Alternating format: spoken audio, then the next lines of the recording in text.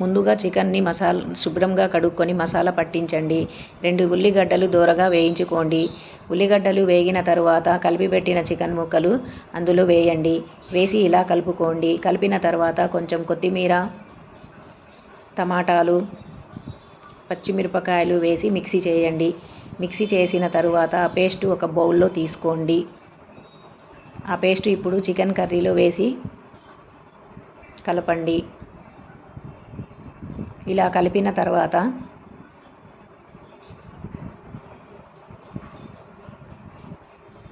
రెండు యాలకులు, లవంగాలు, దాల్చిన చెక్క, కొంచెం జాజికాయ దంచి ఆ పొడి అందులో వేయండి. వేసిన తర్వాత ఇలా కలపండి. కలిపిన తర్వాత కొంచెం గరం మసాలా కూడా వేయండి.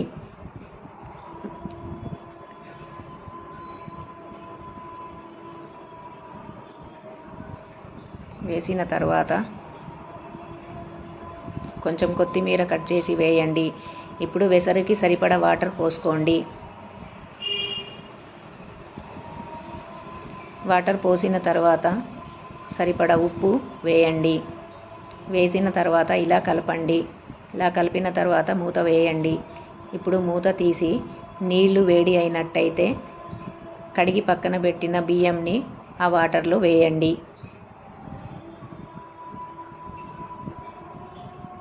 ఇలా వేసి కలపండి. కలిపిన తరువాత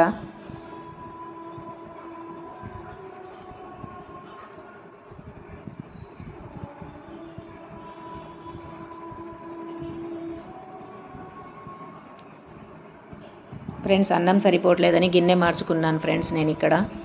ఇలా కలిపిన తర్వాత మూత పెట్టండి. మూత పెట్టి లో సిమ్లో పెట్టండి. లో సిమ్లో పెట్టి ఇలా 2 నిమిషాలకు ఒకసారి కలుపుతూ ఉండండి. ఇలా కలిపిన తర్వాత నీళ్లు మొత్తం అయిపోయిన తర్వాత అన్నం దగ్గరికి చేసి మళ్ళీ ఒకసారి కలిపి చూసుకోండి. చూసుకున్న తర్వాత వాటర్ మొత్తం ఇంకిపోయినట్టయితే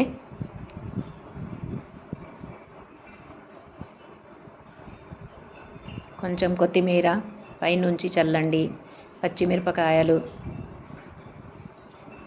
డీప్ ఫ్రై చేసి పక్కన పెట్టుకున్న ఆనియన్ కూడా వేయండి. ఇప్పుడు కొంచెం నెయ్యి వేయండి. నిమ్మకాయ రసం వేయండి. వేసిన తరువాత మూత పెట్టండి. లో సిమ్లో ఒక 10 నిమిషాలు ఉంచండి. ఇలా గినక అన్నం అయిన తరువాత చూసుకొని ఒకసారి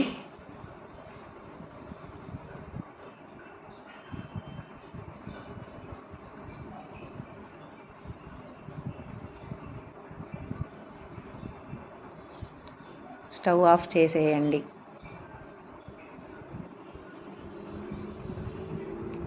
ఫ్రెండ్స్, ఈ చికెన్ తహారీ ఎలా ఉందో మీరు కూడా ట్రై చేయండి. మీకు